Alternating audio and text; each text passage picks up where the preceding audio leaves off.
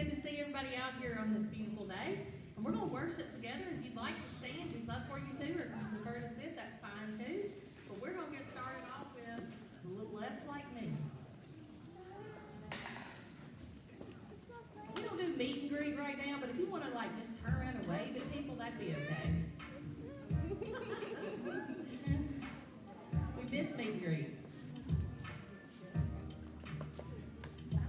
Oh, I've had days I lose the fight, try my best, just don't get it right. Well, I talk and talk, then I don't walk, miss the moments right before my eyes. Y'all sing it with us.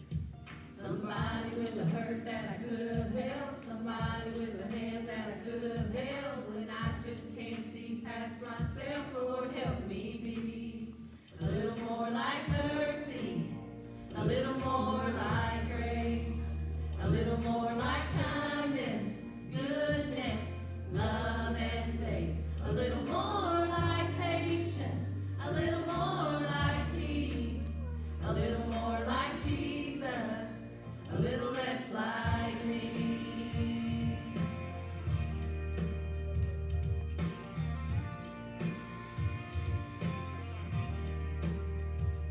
Yeah, there's no denying I have changed, 'cause I've been saved from who I used to be. But even at my best, I must confess, I still need help to see the way you see. Somebody with a hurt that I could have helped, somebody with a hand that I could have held, when I just can't see past myself. Lord, help me be a little more like mercy, a little more like grace, a little more like kindness, goodness, love, and faith, a little more like patience, a little more like peace, a little more like Jesus, a little less like me. I wanna be the beggar on the street, love to be on hands and feet, freely give what I receive. Lord, help me be. I want a friendship first above all else, love my neighbor as myself, in the moments no one sees. Lord, help me be.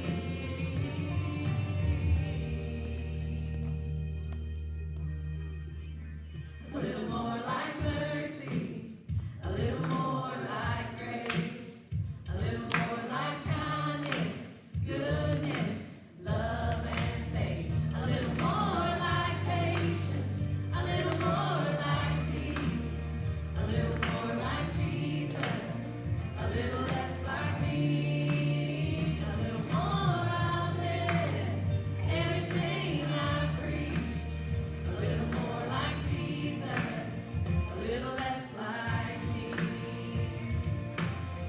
Oh, a little less like me.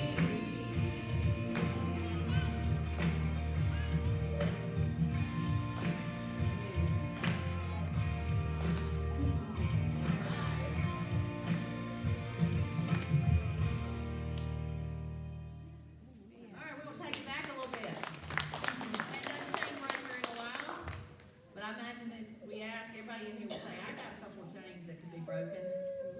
And Brother David actually suggested it this morning, so perfect timing. Y'all sing it with us.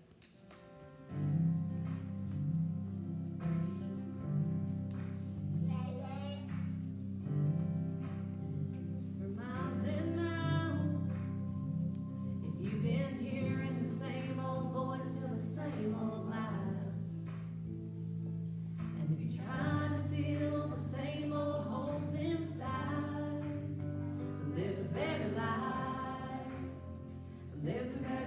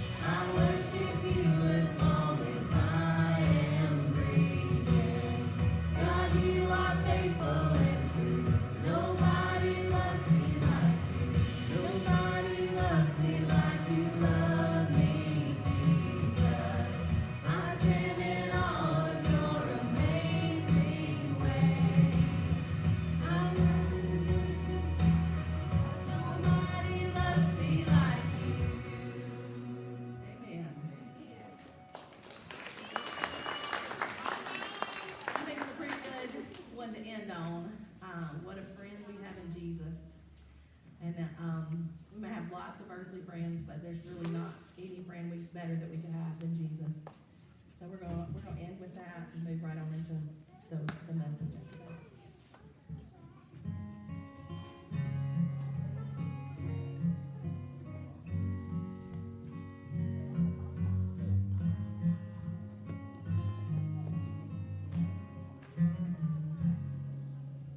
What a friend we have in Jesus. All our sins and griefs to bear. What a privilege to carry everything to God in prayer. Oh, what peace we often forfeit. Oh, what needless pain we bear. All because we do not carry everything to God in prayer. And we trials and temptations. Is there trouble anywhere? We should never be discouraged. Take it to the Lord in prayer. Can we find a friend so faithful who will all our sorrows share? Jesus knows our every weakness. Take it to the Lord in Amen.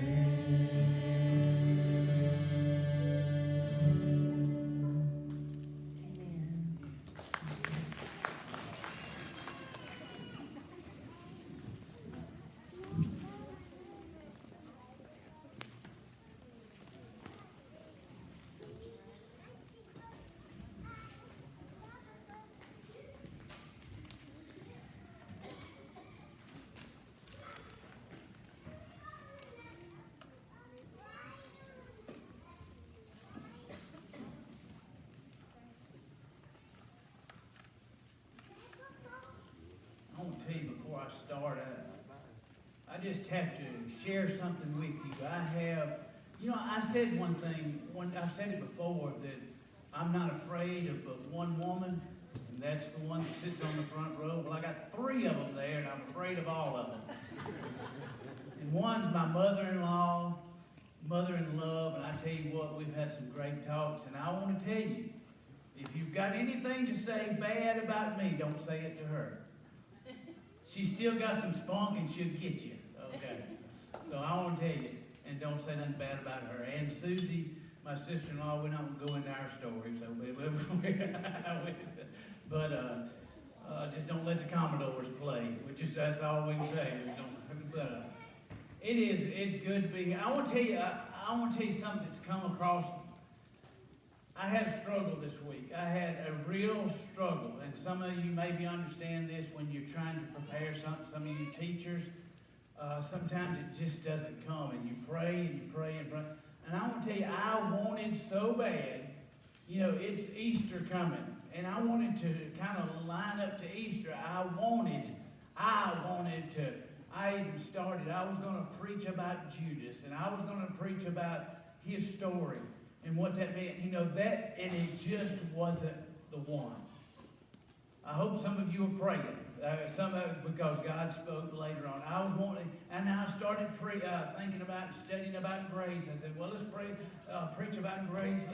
Lord, give me this. And the Lord spoke to me this week and says, go back to the basics. Go back to the basics, what we need to know. And we've talked about this before. Today we're going to talk about the miry clay in chapter 40 of Psalms. And that's what we're going to look at today. We're going to look at some verses before then. But the miry clay, and I don't know what your miry clay is that you may be stuck in right now. And I know in this room there are some people that are stuck in some miry clay. And I know that in this room, there are some that has been. That we've all somehow been in some miry clay. We're stuck in and can't get out. Whether it's emotionally, physically, whether it's financial, all the things of life. We've been in some miry clay. And some of us are heading right towards some miry clay. So miry clay, that thing you get stuck in, is real, it's part of life. And for some of us, and all of us maybe miry clay is just life. And it seems like we're in a rut and we're stuck. And we can't get spiritually or emotionally right. And we just keep... Cooper, I'll have to mention this. What it reminds me of what his daddy used to say, what Cliff used to say when he was running. He said, now, folks picked at him about his running, and he run marathons, and he run the triathlons, rode the bike, or swam, did all that. But sometimes people would mention about his running and says, man, you're just barely going. And what he would say, his answer was, he said, I know I'm slow, but I'm out there. And he said, and what he would tell others, he said, I run like a turtle through peanut butter. I run like a turtle through peanut butter. So that's mighty slow. That's some miry clay right there. That's some slow movement. And maybe you feel like that in your life. And maybe something's going on and you just can't get through it. Well, I'm going to tell you, I believe this message is for you and it's for me. Whether we're fixing to face it, whether we've been there, and there's a reason for that miry clay. Life's not easy, and your Father knows it. The one that loves you so much that he sent his Son to the cross to die for you knows that life's not easy. But he's there for you because he loves you. And we're going to look at these verses there to know that. And with all his grace and mercy and love and his patience, he knows that life's not easy. And we don't need to make it more tough or tougher than it needs to be. If there's something we need to know is trust him and go to him and give it all to him. I'd like to read some verses that mean so much to me. And one of them I'd like to begin with is in 1 Peter. 1 Peter in 5, one of my favorites here. 1 Peter 5, 6 and 7. And Peter knew something about this. Therefore, humble yourselves under the mighty hand of God, that he may exalt you in due time, casting all your care upon him, for he cares for you. Casting all your cares on him, for he cares for you. He knows about your miry clay. He knows the things you're stuck in. He knows the difficulties you're having. He knows the difficulties that you've had. He knows the difficulties that you're facing. He knows you and loves you. So cast all your cares on him. Cast all your cares on him. Trust him that he may exalt you at a different time. I want to look also at Matthew, one that you probably like too, Matthew 11. And Jesus is talking here in Matthew 11 in verse 28, 29, and 30.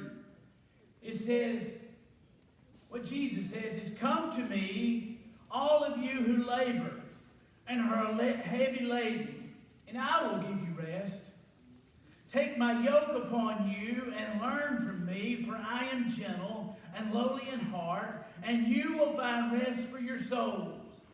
My yoke is easy and my burden is light. And sometimes I've always had a rough time with that verse 30. Yoke is easy and my burden is light. But I believe what Jesus said, and when you walk with me, it's going to be a lot easier. When you talk with me, it's going to be a lot easier. Yes, you've got miry clay. Yes, you've got some dark days. But when you walk with me, you yoke up with me like the oxen yoke up. It's going to be a lot easier we walk together. Don't pull against me. Don't go in the opposite direction. Just walk with me. Just walk with me, you ones that have some heavy burdens, the ones that's heart's heavy, the one that's family's broken, the one that has a rough time getting up, the ones that have a rough time getting started, the ones that are having a tough time just getting through the day. Your burden's heavy. And Jesus said, come to me and walk with me. Nobody says it better than the Word itself, than what Jesus says and what God's Word says. I want to look at one more before we get into our text, and it's Psalm 34, 17. 34, 17, and it's from David also. He writes this, the righteous cry out, and the Lord hears and delivers them out of all their troubles. The righteous cry out, and he hears us. The ones that's trying their best, whether we stumble, whether we fall, whether we trip, whether we got in a mess by ourselves or life just fell in on us. The righteous call out to him, and he helps us with our problems. And that, I believe, is what Psalm 40 is about. Turn to Psalm 40, and we'll look at these first 3 verses. I want us to read all 3, and then we'll come back and look at them. In Psalm 40, 1 through 3, David is talking, and David knew something about some troubles, as all we do too. I waited patiently for the Lord. He inclined to me and heard my cry.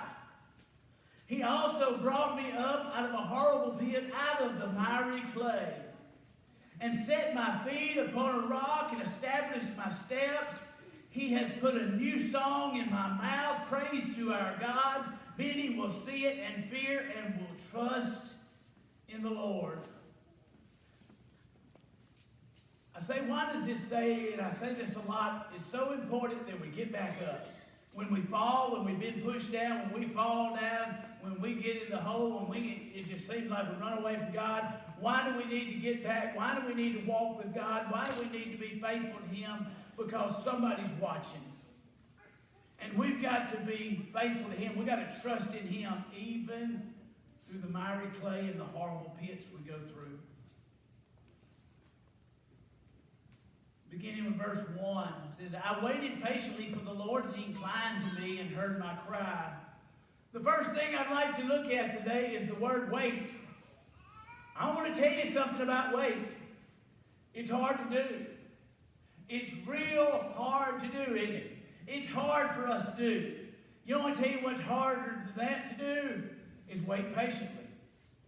I don't know how many of y'all, but I don't wait patiently good. You ask my wife. For 20-something years, we have drove to church in 2 different vehicles because I don't wait patiently. But God said, and David's message here is wait patiently. I wait patiently for the Lord. It's hard to wait. You want to ask about waiting patiently? Ask a little child about 3 days before Christmas. They're having a rough time waiting and waiting patiently.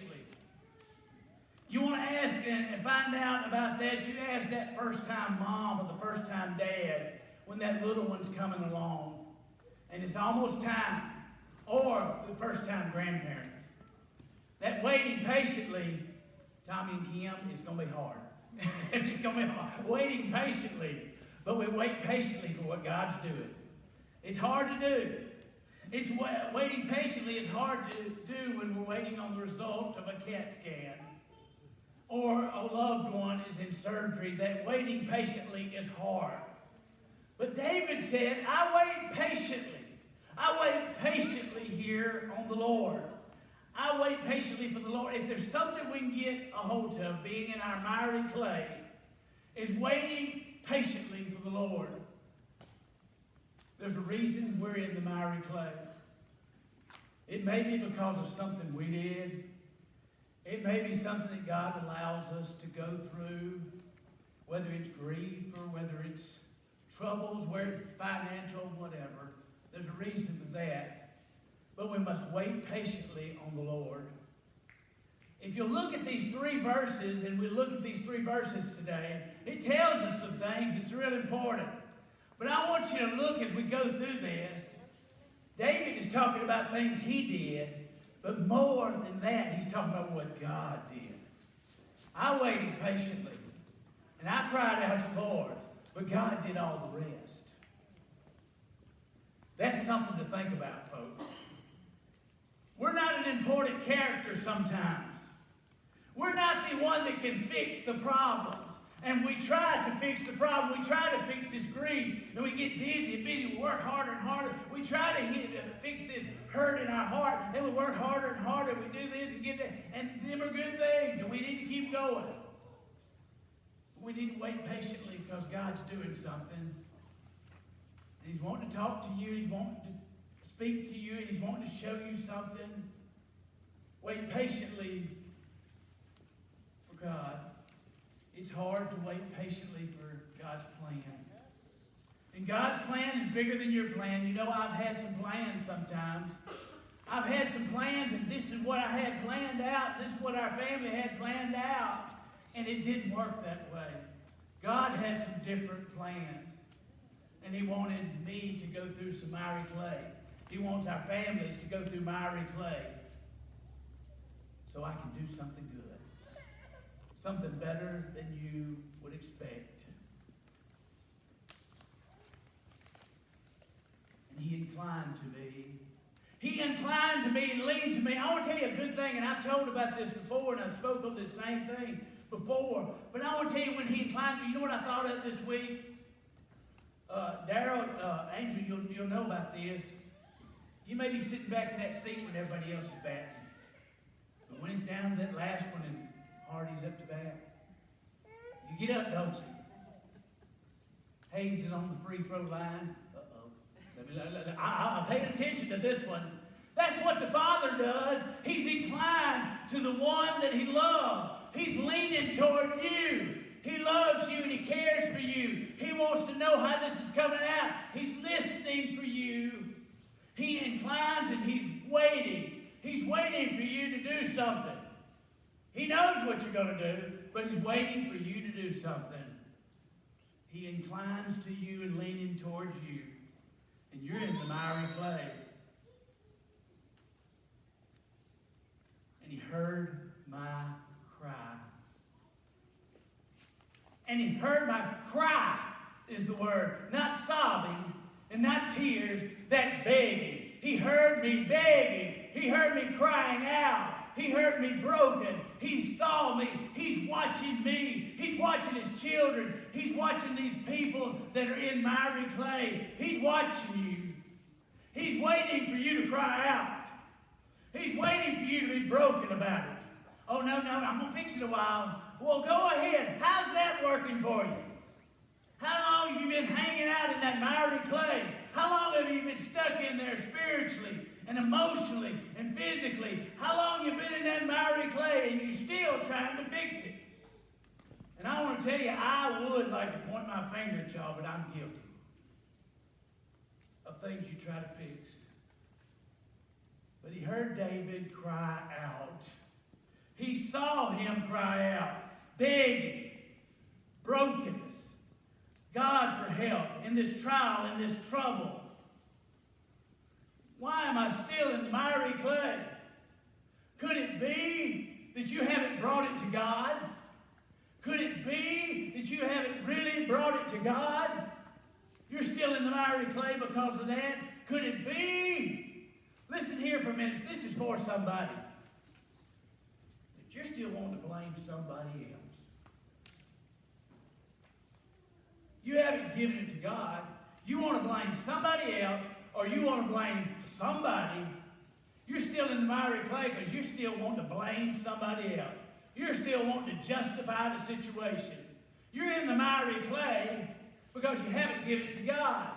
You haven't cast all your cares on Him because He loves you. You haven't brought it to Him. The righteous cry out for need in the troubled time. You going through the miry clay. Oh, you covered up good, folks. You're busy. You're working. You're making money. You're raising your family. You covered up good. But you got some miry clay you're in. And it may be that old heart that's just broken. Maybe that heart that's getting a little hard. And God's not using you. And God's not speaking to you much. It's because you're not listening. Could it be that? Could it be why you're in there? In that miry clay. I want to talk about the miry clay a little bit. That horrible pit, that bad place you're in, that bad place we get in, that mud that we can't get out of, that we're stuck in. We're ankle deep and it seems like knee deep. I want to tell you, for some of you older folks that's a little bit older, I thought about this week. For some of you that grew up on westerns, and I know Timmy likes these westerns like John Wayne and Gunsmoke, all these good ones, you know. And for you that grew up like that, we grew up watching the westerns.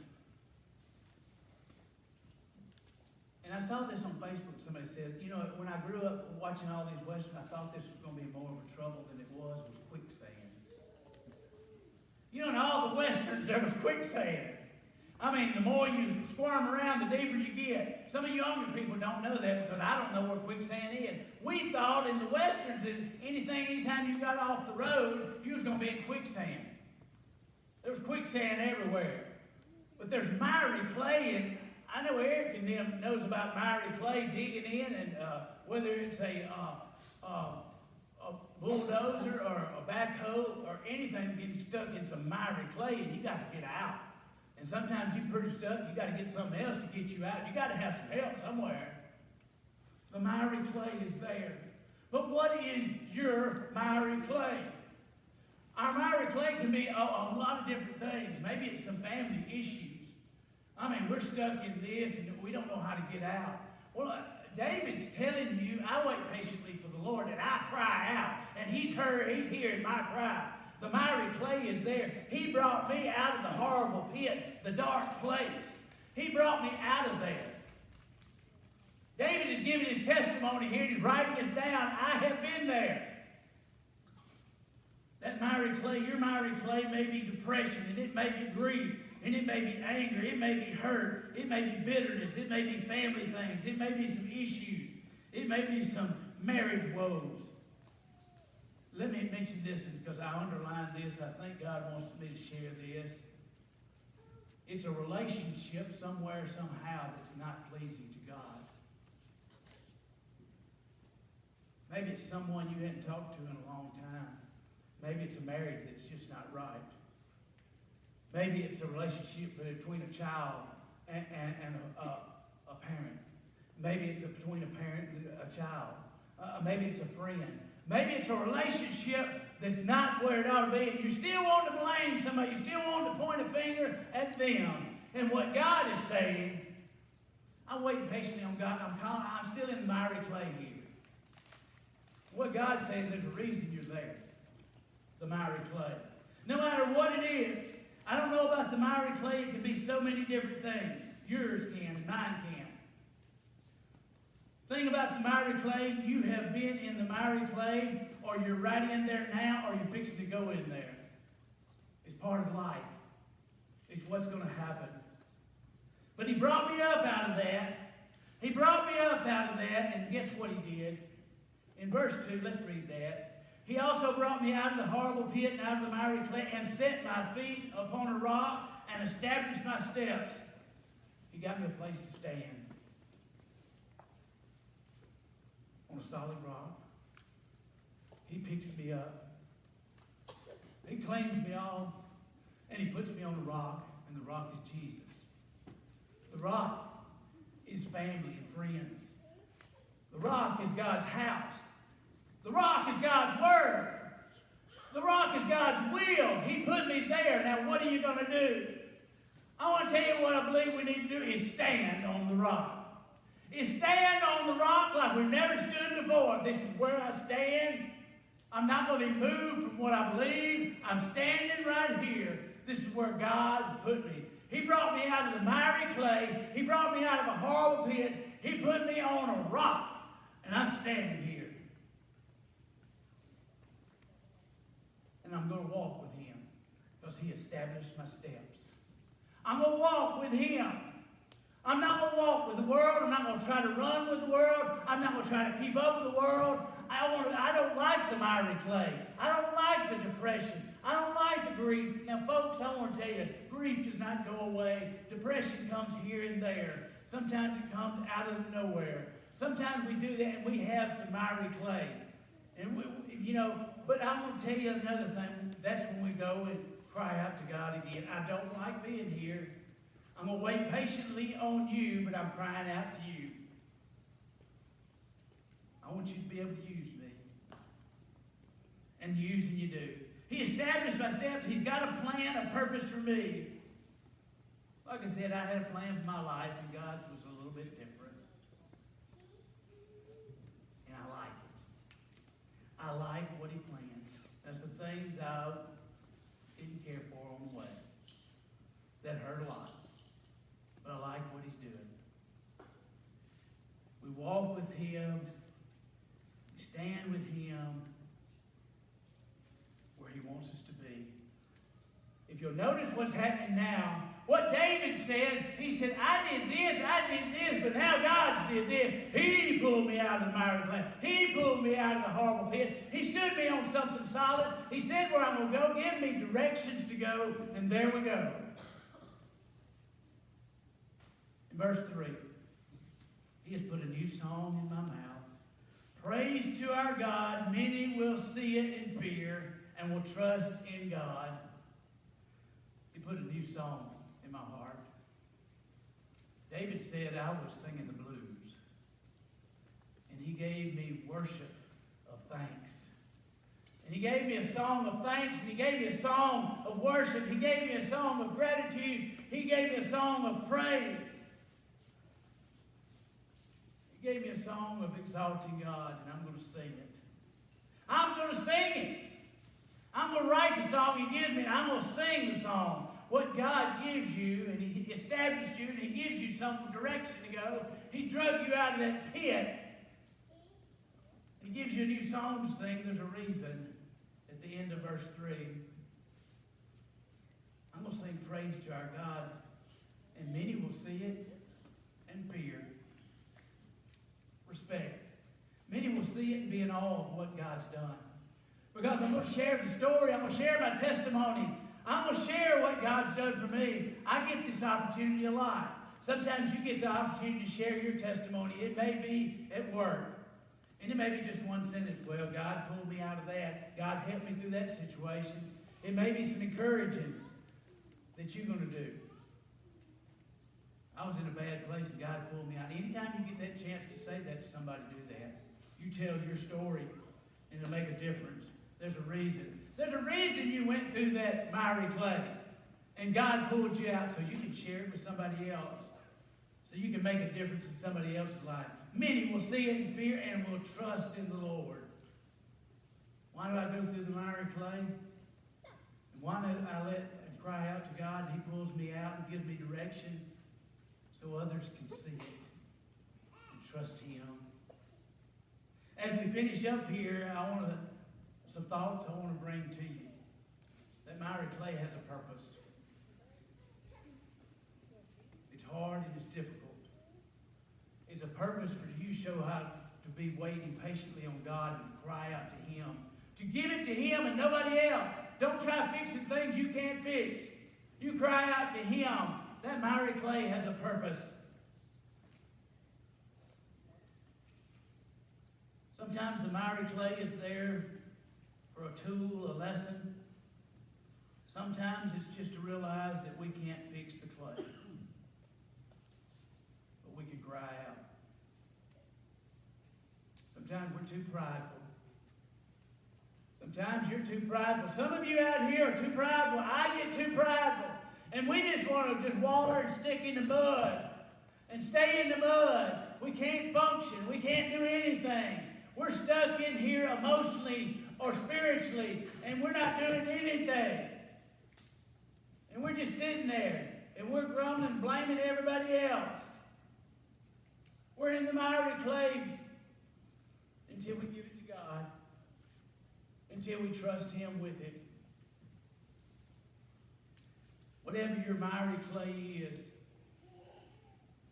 is not designed for a permanent dwelling. It's not designed for a permanent dwelling. Grief is somewhere you go sometimes. Some days are just that way, but it's not a permanent dwelling.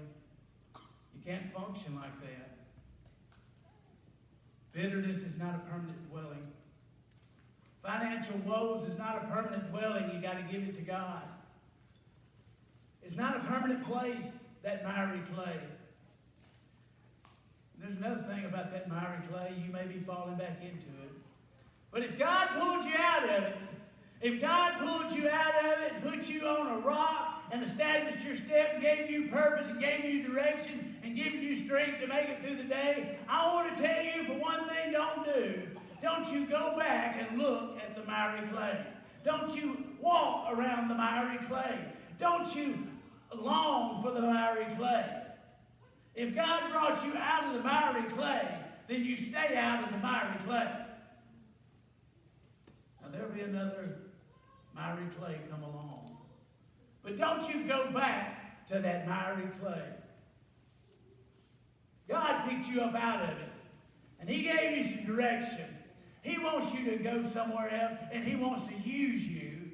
So many others will see it, and they will be in awe of God, and they will trust Him. And that is why sometimes we fall in to the miry clay. If you're in the miry clay today, call out to Him.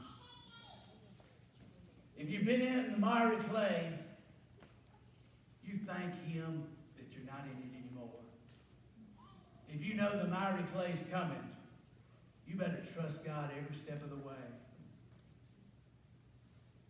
And if you know somebody that you love more than life itself, that is in the miry clay and you know it, then you pray for them. They may not be at that point if they're waiting patiently for God. They may not be at that point that they're crying out yet. But if you love them, you go ahead and cry out for them. And you go ahead, instead of crying out to God and begging God to get them out of the miry clay and set them on a rock where you can establish their steps and give them direction, where they'll have that new song to sing. They may have to stay in the miry clay a little bit longer, but they need the ones that love them, praying for them while they're in the miry clay. If God's speaking to you,